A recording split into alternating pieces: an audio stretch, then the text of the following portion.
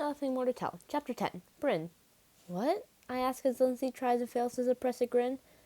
Who is he trying to interrupt my staff in the middle of a presentation?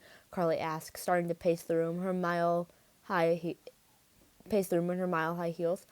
To interrupt me and question my judgment? Like I'm some kind of novice who needs guidance and not the person who single-handedly built the show from the ground up? Preach it, Lindsay says under her breath. Relief flushes in my veins as Carly's words sink and I realize her anger isn't directed towards me. You don't agree with what Rhiannon said about Mr. Larkin? I ask. I didn't get where I am by letting some corporate hack tell me what to do, Carly says. She flings herself into a chair and exhales loudly, visibly composing herself before adding, let's take some preliminary steps on the story. Lindsay, I want you to get in touch with the Sturgis police and see what evidence they're willing to share. I managed to not bounce out of my chair, but just barely, as Lindsay picks up her laptop and starts typing. Aye, Captain, she says. And pull a call for information on the website, Carly continues. William Larkin's name, picture, age, at his death, the date he died, and the hotline email. Lindsay pauses in her note-taking, brow raised. If William Larkin goes up on the website, Raman is going to know. She trails off as Carly's expression gets steady again. That we're pursuing a story? Carly asked coolly, which is the lifeblood of this organization and the reason everyone involved with it, including him, has a job? Good.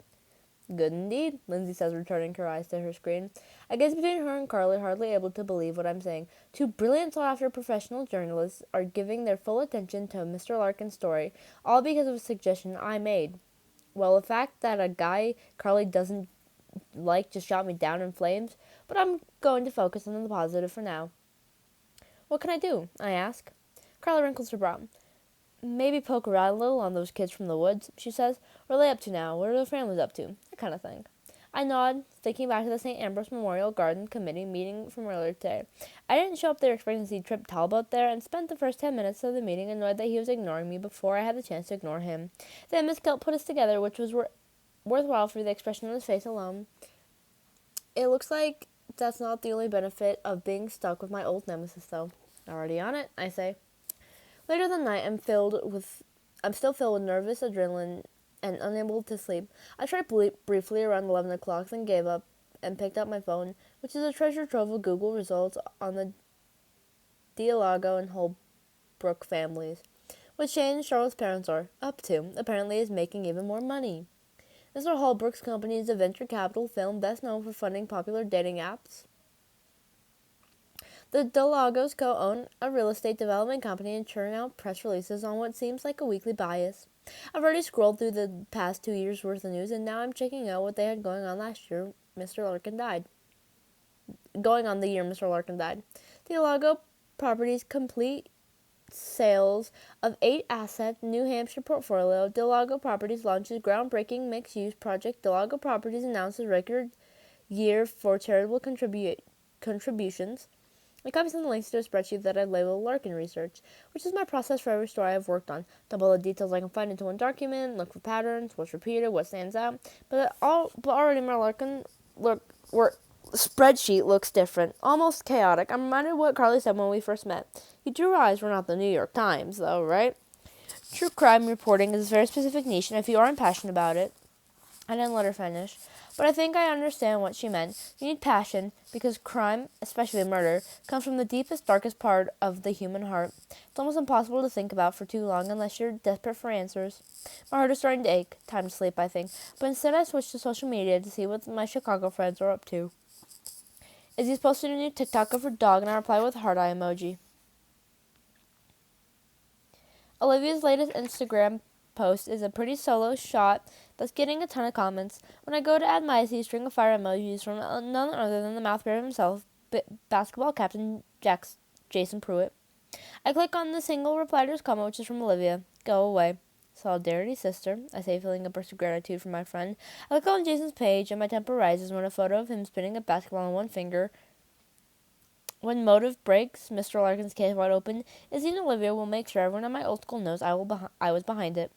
And then they realize exactly how wrong they were about me. A light knock sounds at my door. I glance at the clock beside my bed. It's almost 2 a.m, and there's only one other person in the house who's ever up this late. Come in, I say, and the door cracks to reveal Uncle Nick. Thought I heard you, he says. He's not wearing his glasses, and his face looks unfinished without them. Can't sleep? I was doing research, I say, closing out Instagram before Uncle Nick can notice me creeping on Jason's page. Hey, when you were at St. Ambrose, did Mr. Larkin ever mention his family or girlfriend or anything like that? Did he? Uncle Nick cocks his head, puzzled. Not that I can think of. What's the urgency? I thought I would have had Will's story on the back burner. There's been, renewed interest, I say, and I hope that's all I ask, because I don't want to have to explain the whole rum and Dierto fiasco. Oh, really? Uncle Nick raises his brows. Have you told your parents that? Not yet. It could still turn out to be nothing, but, Jason Pruitt's smug face looms in my brain uninvited. I'm trying to do a good job, impress people, hopefully. You should pitch your boss on what happened in Carlston. That was right next door. Well, a couple towns over. I look at Uncle Nick and he adds, Oh, right, you guys were still in Chicago then. It was a big local scandal. 3 kids skipped school and wound up finding their classmate's dead body, like Ferris Bueller's Day Off, but with murder. He says, and I still blank look. You'll need to watch that movie someday. Anyways, look it up. I will, I say. So nothing about Mr. Larkin that you can tell me? What about Tripp? Did you ever talk to him about what it was like to find Mr. Larkin in the woods like that? I didn't, since Tripp and I weren't on speaking terms anymore. No, but I'm sure he was horrified, traumatized. They all must have been. Uncle Nick folds his arm and leans against the doorframe. Listen, I know this is exciting for you, but don't lose sight of what your father said earlier, okay? Meaning what? Be ethical about what you share, he says. Since when do you listen to Dad? I counter. The corners of my uncle's mouth quirk. Basically never. And look where it's gotten me. Still living with him at the age of 24. So, learn from my mistakes, okay? He yawns and scratches his chin. And get some sleep. I need to do the same. Okay, good night, I say, and wave as he shuts the door. Then I lock my phone and go back to the Dialago Properties website. I'm still on the charitable donations press release, and I skim until I find a quote from Shane's dad. Dialago Properties is proud to support local businesses and services with more than $10 million in charitable contributions. Says founder and co-president Marco Dialago. A full list of donations is provided in the company's annual 10K report. Last few words are linked, and when I click it, it launches a PDF file. I nearly shut it down because those are incomprehensible on the phone. Then I see them I recognize. St. Ambrose School. Shane's dad's company gave $100,000 to the school the year Mr. Larkin died. I make a mental note to check whether they make that kind of donation every year. Then my eyes stray to the listing below St. Ambrose, and I inhale a sharp, surprised breath.